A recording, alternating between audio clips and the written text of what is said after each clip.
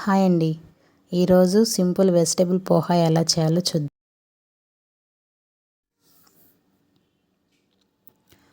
ముందుగా అటుకుల్ని 2 మినిట్స్ వాటర్లో నానబెట్టి వడకట్టి పెట్టుకోవాలి. తర్వాత ప్యాన్లో ఆయిల్ తీసుకొని పోపు వేసుకొని పల్లీలు జీడిపప్పు అన్నీ వేయించుకోవాలి.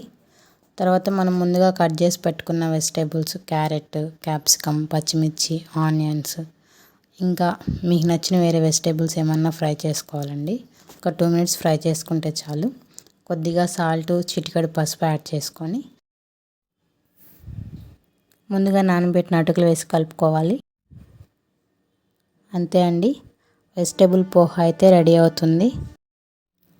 ఇదైతే మార్నింగ్ బ్రేక్ఫాస్ట్లా, ఈవినింగ్ టైంలో సింపుల్ డిష్లా కూడా తీసుకోవచ్చండి. నా వీడియో కనుక నచ్చితే లైక్ చేసి, షేర్ చేసి, కామెంట్ చేయండి. ఛానల్ని సబ్స్క్రైబ్ చేసుకోండి. Thank you for watching.